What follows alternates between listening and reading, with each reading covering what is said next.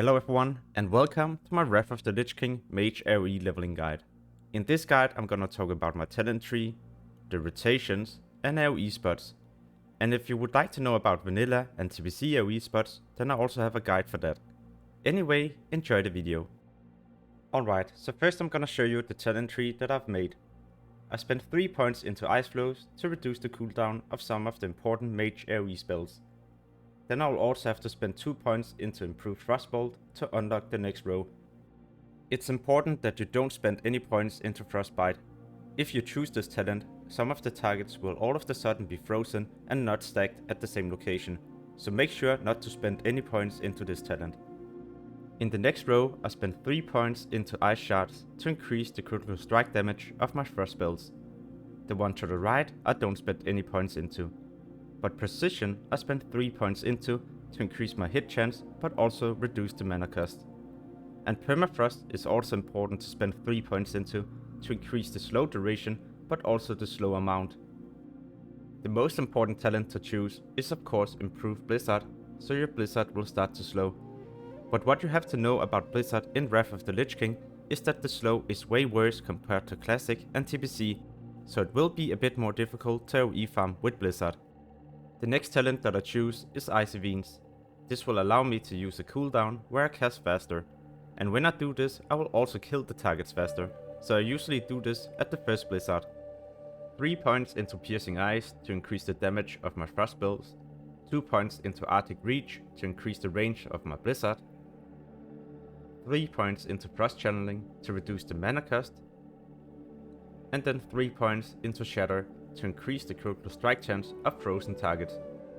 The reason why I picked this is because you will not only be doing blizzards, sometimes you will for example also do Cone of Cold, and that's why I also spent 3 points to increase the damage of my Cone of Cold. Then you spend 1 point into Cold Snap, because Cold Snap is simply just an amazing ability. You don't spend any points into Frozen Core because you'll not be fighting casters. Next I spent 2 points into Cold as Ice to reduce the cooldown of some of the important spells. And the talent to the right, Winter's Chill, is not important to pick. This is mainly a single target talent.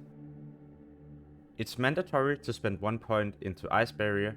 This will allow you to get an Absorb Shield, which is amazing when you have to do the AoE pooling. I spent 5 points into Arctic Winds to increase the damage of my Frost spells, but also to reduce the chance of me being hit by melee and range attacks. It's important that you don't spend any points into Shattered Barrier. If you choose this talent, all of a sudden you might have pulled monsters and rooted them at different locations. The last talent point that I spent in the Frost tree is to get my pet.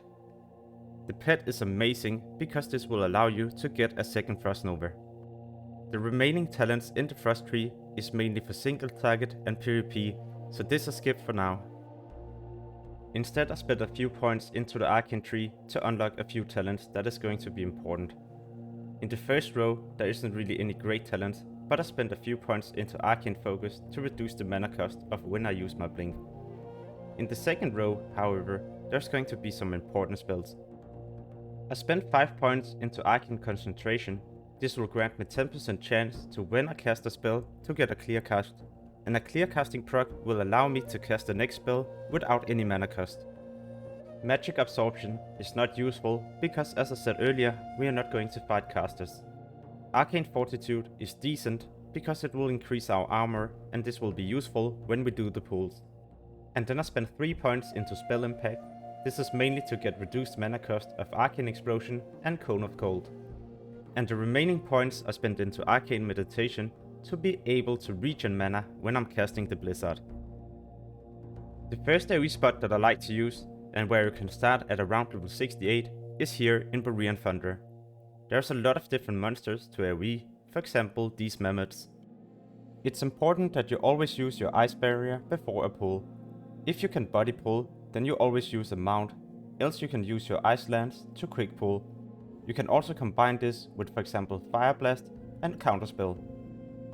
At this point you should try to stack the monsters and be ready to do a Frost Nova. You can for example use the Ice Block to do this, or you can just try to stack them and then use the Frost Nova. Once you have made some distance, you can use your pet and then cast Blizzard. Your pet has a ranged Frost Nova and this you can use to increase the time before the monsters will reach you.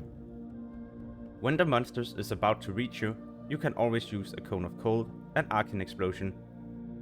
If the target still has a lot of health, then you could always just Frost Nova, blink away, and start casting Blizzard again. An additional thing I like to do when I farm like this is to have skinning, because skinning these grants you a chance to get an Arctic fur. This is a rare kind of leather that sells for a lot of gold. On a fresh server you'd usually sell for around 50 to 100 gold, but I guess in Wrath of the Lich King Classic we are probably talking about a couple of hundred gold for each of these. Next to the mammoth area you will also find these pools. Here there's a lot of monsters that you can also pull to make some decent experience per hour.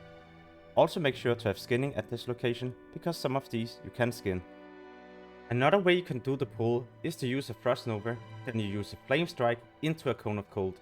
Now you use your pet to Frost Nova and then your Blizzard. By this point you have already done around 50% of the health and damage, so by doing it like this you will most likely kill the targets before your next Frost Nova is ready. Another thing that you should pay attention to when you kill these is that there's a chance a quest item will drop. Make sure to pick this up and start the quest. The last AoE spot that I like to use in Berean Thunderer is at this location with these rhinos. Just do the same kind of pulling like I did with the other creatures. Because they're so stacked, you can also use an Arcane Explosion to target all of them at the same time. This will increase the speed of you granting experience. In case you decided to go to the other starting zone, Howling Fjord, when you went to Northrend, then there's also an AoE spot for this. Here you just have to pay attention to these, because they will leave a bleed on you, so make sure to always use an ice barrier or so, else you might end up dying. Another thing you have to know about these is they have a chance to disorientate you. When they do this, you can't move and they will try to do damage to you. And for that specific reason, I prefer to go to Berean Thunderer at low level. When I get to around level 72, I like to swap to Dragonblight. In Dragonblight there's also a decent farming location, but here you don't need skinning. Instead what you're farming for is cloth, so in case you're planning to level your own tailoring, this kind of farm will be useful. Nonetheless, in Dragonblight there's a lot of quests, and a lot of these quests will have a lot of monsters stacked, so I usually just prefer to quest at this level range. If you do however prefer to AoE farm, then you could always go to Grizzly Hills instead. This is also started at level 72, and here you can do skinning at the same time. Near the shore there will be a lot of different beasts, and these you can pull. I mainly just pull the wolf, but you will also be able to find other kind of beast. When you reach level 73, you could always swap to another location in Grizzly Hills. Up here you will find all these kind of horses, and some of them are really stacked, so it will be easy for you to farm these. Nonetheless, there usually isn't any people up here, and make sure to also bring skinning at this location. AoE farming is a decent way to level, or well, at least a decent way to level and make gold at the same time. But I do prefer to quest, also because a lot of the quests you can just AoE farm and do really fast and level faster compared to just AoE farming.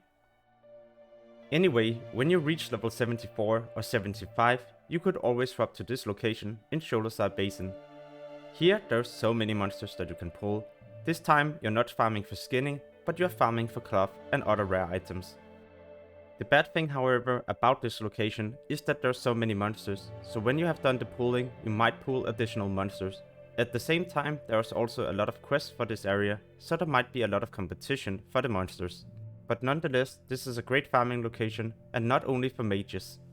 If the spot in Sholazar Basin is already crowded, then you could always swap to Zul'Drag instead. Here you can also farm at the same level range, but this time you're farming for skinning once again. The great thing however at this location is that there's usually no people around here, so it will be fairly easy to farm this without too much competition. At this point you should also be level 77, so now it's time for you to head to Dalaran and pick up Cold Weather Flying. By learning Cold Weather Flying, you will be able to get to new locations to continue your AoE farming all the way up to level 80. One location that you can for example go to is here in the Storm Peaks. Here there's so many different kind of rhinos that you can easily pull together with the mammoths. Nonetheless, when you reach level 78, I would usually swap to another location that is way better. That is an Ice Crown at this location. Usually it can be a bit difficult to start farming here, but you just have to take care of one pack at a time until you have cleared a whole area. Then it will start to become way easier to continue your leveling. And even at level 80, this is such a great way to farm gold. One thing you have to pay attention to when you do this AoE farming is that they will use a shout that will reduce your movement speed. So if you play a gnome, make sure to use the racial. At this location you will be gaining a lot of cloth, but also a lot of rare items, green items and stuff you can winter right away. Once you have taken care of one pack, it will be a lot easier for you to start AoE farming at this location. And the great thing about this location is that there's so many monsters, so you will be able to continue AoE leveling without any downtime. Sometimes I also like to do this as double mage, and when you do this as double mage, you will be able to pull way more targets at a time and also kill them faster. Even when you do this strat as double mage, there will still be so many targets at this area that you never have to wait for any respawns. But yeah, that's about it for this leveling guide. In case you would like to see other leveling guides, or maybe class guides or profession guides for Wrath of the Lich King, make sure to check out the channel. As always, thank you for watching and have an amazing day. Peace.